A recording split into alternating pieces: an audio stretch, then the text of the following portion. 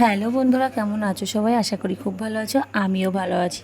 তো চলে এলাম ছোট্ট একটি ব্লগ নিয়ে অনেক দিন পর। আজকে ঘুম থেকে উঠেছি অনেকটা সকালে, আর সকাল সকাল কাজকর্ম সেরে বেরিয়ে পড়েছি একটু বস্ত্র মার্কেটে যাব বলে।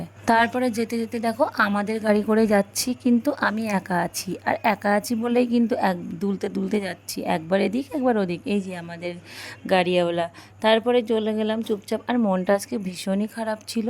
তো মুখটা বেজার করেই চলে যাচ্ছিলাম বাজারে, দেখো। আর এত সকালে যাচ্ছি তবুও রৌদ্র, আর যেমন গরম পড়েছে। তো তারপরে কিন্তু কৃষ্ণনগরের কাছাকাছি চলে এসেছি, ছিল রাধানগর পার্ক। আর এখানে আসতে খুব ভালো লাগে। আর আমার কৃষ্ণনগরটা মানে জমজমাটি ভাব থাকে সবসময়, যেহেতু একটা টাউন। তারপরে কিন্তু বস্ত্র মার্কেটে ঢুকে পড়েছি, দেখো দুই সাইডে কিন্তু প্রচুর দোকান বসেছে, সবজির থেকে শুরু করে এখানে সমস্ত কিছু পাওয়া যায়।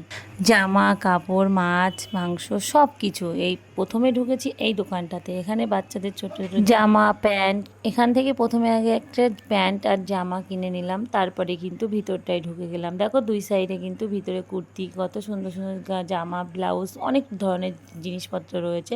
মানে এখানে সমস্তই পাওয়া যায়, A to Z। তো তারপরে গেছি আমি শাড়ির মার্কেটে, উঠছিও।